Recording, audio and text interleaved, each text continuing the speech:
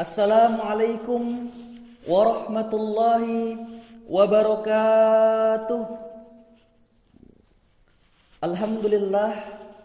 Alhamdulillahilladzi khalaqal insana wa 'allamahul bayan wa arsala rasulahu bil huda wa dinil haqq liyudhhirahu 'ala sa'iril adyan wa huwa la khata'a wa la nisyan. Asyhadu an la ilaha illallah wa asyhadu anna Muhammadan abduhu wa rasuluh.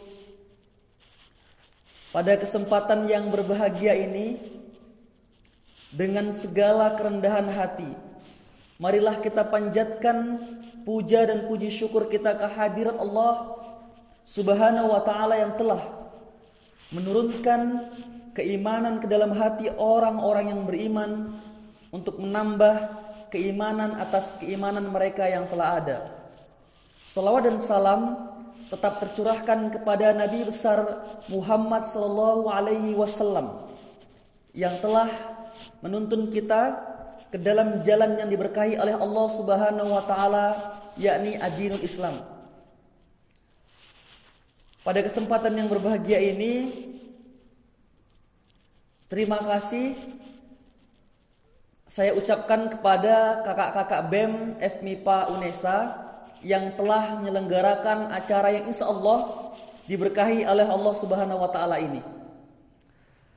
Dan pada kesempatan ini pula, izinkan saya sedikit merekonstruksi tema yang telah diberikan oleh panitia, yaitu dari generasi milenial yang aktif, kreatif, dan agamis menjadi generasi milenial yang agamis, aktif, dan kreatif.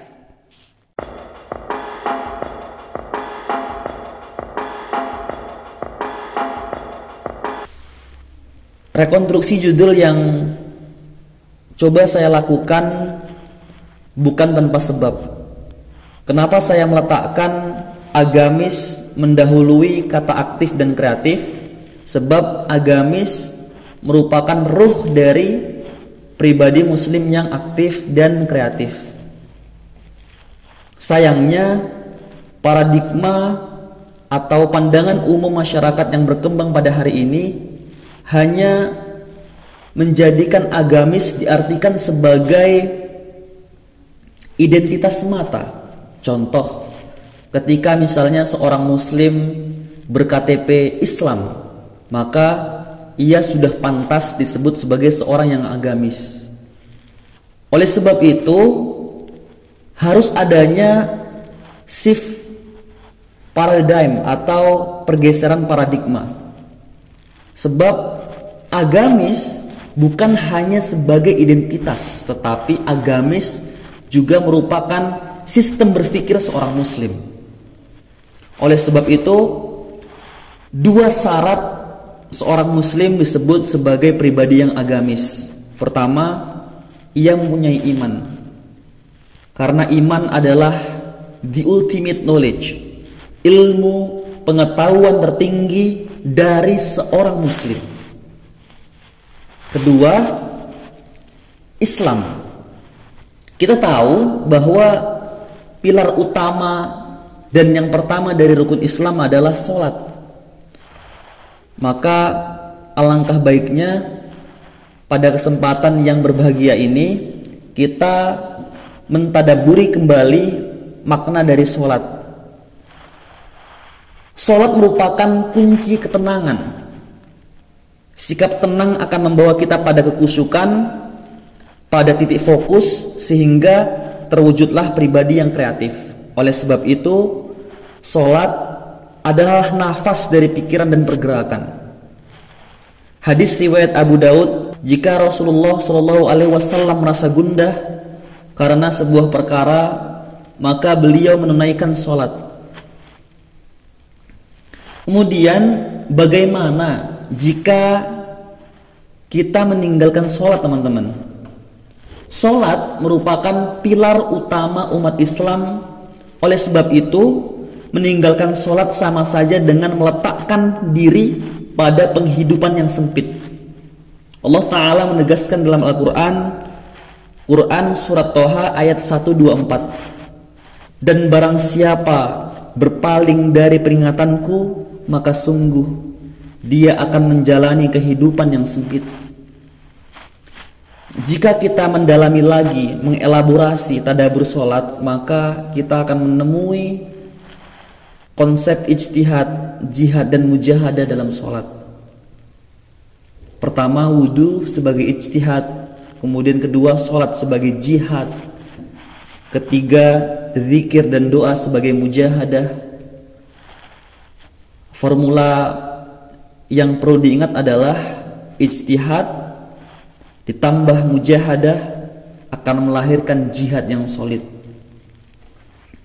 Pertama, ijtihad. Apa itu ijtihad? Ijtihad adalah perencanaan dan persiapan. Seperti halnya wudhu, ijtihad adalah segala persiapan dan pembersihan diri, dohir, aspek fisik ataupun batin, aspek hati, yang dilakukan untuk menghadapi segala rintangan kehidupan. Kedua, ijtihad di sini dimaknai sebagai persiapan yang menjadikan kita nyaman dalam berjihad. Ketiga, ijtihad juga dapat diartikan sebagai planning atau perencanaan.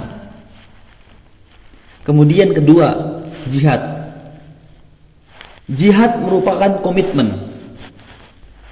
Jihad merupakan komitmen hamba yang agamis dalam melaksanakan penghambaan ibadah kepada Allah Subhanahu wa taala. Contoh pada saat kita sholat. Pada saat kita sholat, kita benar-benar berjihad pada diri kita sendiri. Kita melawan pikiran-pikiran yang tidak perlu. Kita melawan segala rasa was-was yang menghadang. Kita melawan segala kekhawatiran untuk memasrahkan diri kita seluruhnya pada Allah Subhanahu wa taala. Oleh karena itu, jihad haruslah dilaksanakan dengan sebaik mungkin. Sebab hal ini menjadi tolak ukur atau prototipe keseluruhan kehidupan seorang hamba dalam menghamba atau beribadah kepada Allah Subhanahu wa taala. Kita sering mendengar perkataan dari tetua kita, orang tua kita, bahwa seorang hamba yang baik bisa diukur dari sholatnya, seberapa khusyuk, seberapa keras dia berjihad dalam mendapatkan kekhusyukan. Kemudian ketiga, yang tidak kalah pentingnya adalah mujahadah. Apa itu mujahadah? Mujahadah adalah evaluasi. Seperti halnya zikir ba'da sholat. Mujahadah merupakan pengingat dan titik kepasrahan bahwa apa-apa yang telah terjadi, jihad yang telah berlalu, yang telah kita lakukan, seluruhnya merupakan kehendak Allah Subhanahu wa taala. Sebab jika tidak yakin, seorang hamba akan terjebak pada beratnya beban masa lalu. Hal itu menjadi beban untuk menciptakan pergerakan yang aktif dan kreatif. Kemudian juga seperti halnya doa, mujahadah merupakan bentuk evaluasi bahwa ada banyak kekurangan yang telah kita lakukan di masa lalu. Maka mujahadah haruslah berisikan evaluasi yang menggerakkan pada penguatan ijtihad, sehingga dapat kita memaksimalkan jihad atau komitmen atas planning tersebut. Misalnya ketika kita mendapatkan sholat kita yang telah lalu tidak khusyuk, penuh dengan gangguan, penuh dengan gerakan-gerakan yang tidak perlu, maka mujahadah adalah sebagai evaluasi kita agar menciptakan jihad yang solid, jihad yang lebih baik lagi. Maka ketika kita dapat menelaah, memahami konteks dari hamba yang agamis, muslim yang agamis, maka semoga hal itu tidak hanya menjadi kalam khobar atau perkataan yang hanya sebagai berita saja, tetapi menjadi kalam yang menggerakkan, yang melahirkan muslim yang aktif, yang kreatif, muslim yang menciptakan atau melahirkan banyak novelty, legacy untuk peradaban yang lebih baik lagi di masa depan.